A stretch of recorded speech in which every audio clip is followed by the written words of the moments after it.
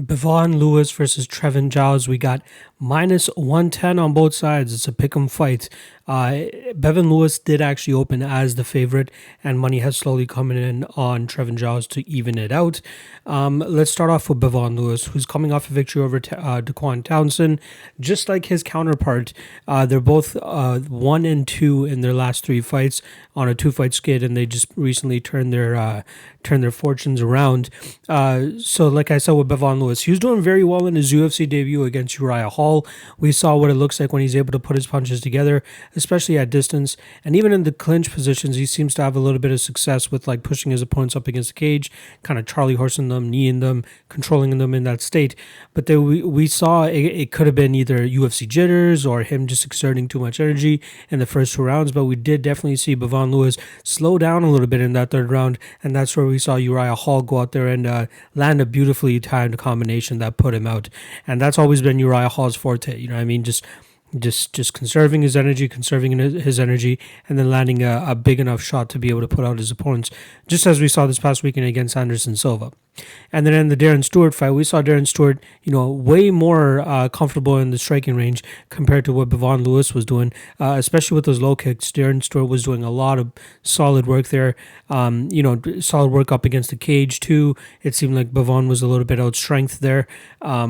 But we definitely saw Bevon Lewis stumble there. And then in Daquan Townsend, Townsend is strictly in the UFC to give, do the jobber role for most of these guys. And he did exactly that for Bevon Lewis. We didn't see any urgency out of Townsend. He never really had any success in that fight.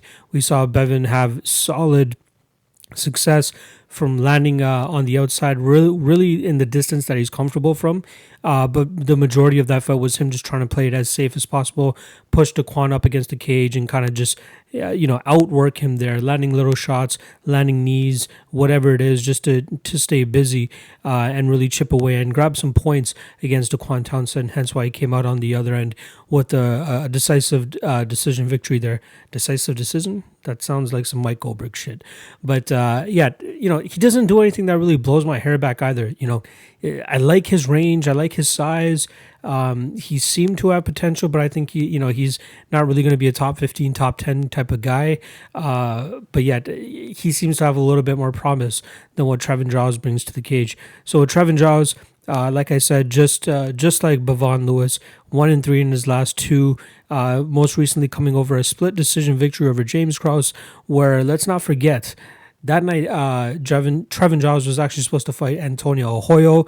Arroyo pulls out due to weight cutting issues, and in steps James Krause, who was there that night, I believe, to he was supposed to corner somebody else that night. I want to say Alex Morono, but I might be off on that. He was supposed to be there to corner Yusuf Zalal, actually.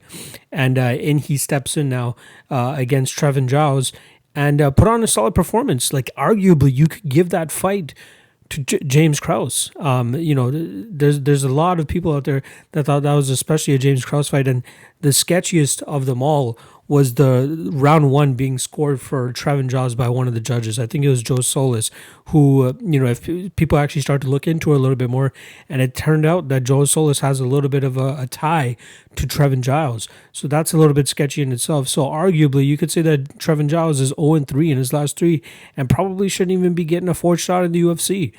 I was a little bit underwhelmed with his performance in the third round against a guy who literally took the fight on less than 24 hours notice. He seemed a little bit gassed himself, and I thought James Krause did enough to win that third round. So, 1-3 easily James Krause, and round two obviously Trevin Giles, but I was not impressed at all what I saw with Trevin Giles. He always seems to have little slip-ups in the third round. Zach Cummings, Gerald Mearshart. He did, before the Zach Cummings fight, he did want to fight in the third round against Antonio Braga Neto. That was back in December of 2017. So we're talking about 3 years ago. But I don't know what it is. He seems to be on a little bit of a decline. Bevon Lewis, 29 coming into this. Wow. Trevin Giles is 28. So 1 year advantage for Bevon Lewis in terms of experience, or at least age, I should say. But neither guy does much to really make me want to go out there and risk money on them. You know what I mean? Like, I could see both guys dropping this. the side that I feel most comfortable with after looking through the tape and all that is actually the Bevon Lewis side, and that's weird to say. I've lost faith in Bevon Lewis. I've lost faith in Trevin Giles. I wouldn't trust either of them with my money here, but you guys are here to figure out who I would predict to win, and I'd have to go with Bevon Lewis. I think he would have the better of the exchanges from the outside in terms of like distance striking, mixing some kicks, mixing some punches. Start using that footwork and get Trevin Giles working. Push him up against the cage, knee him just like you did at Daquan Townsend, and just how you had some success against Uriah Hall, the same thing. Use that type of game plan.